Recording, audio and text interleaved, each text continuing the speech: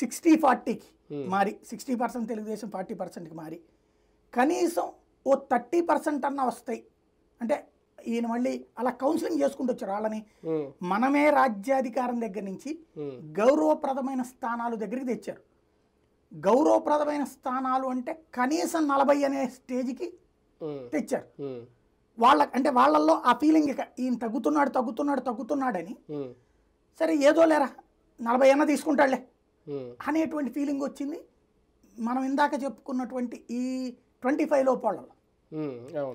తీరా చూస్తే 24 వచ్చేటప్పటికి ఫస్ట్ షాక్ గురైంది వాళ్ళే, ఏంద్రా ఇదని. తర్వాత మొన్న తాడేపల్లిగూడెం సభలో ఆయన ఆవేశం చూశాక మళ్ళీ వాళ్ళు ఇంట్లో ఓ రకంగా చెప్పాలంటే తండ్రి పిల్లలు ఉంటారు ఇంట్లో, ఆ తండ్రి అన్నిట్లో ప్రతి తండ్రి సక్సెస్ ఏం కాలేడు కదా. పిల్లలు కోరుకునే ఏం చేసి పెడతాడు, కారు కావాలనుకోవచ్చు, విమానం ఎక్కాలనుకోవచ్చు, ఇవన్నీ చేయలేడు కదా.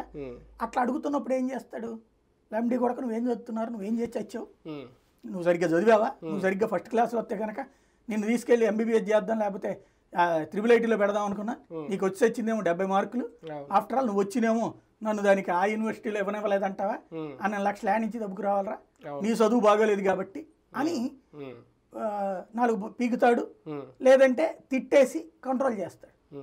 ఇప్పుడు ఆ తండ్రిలాగా చూసుకున్నారు ఇతను.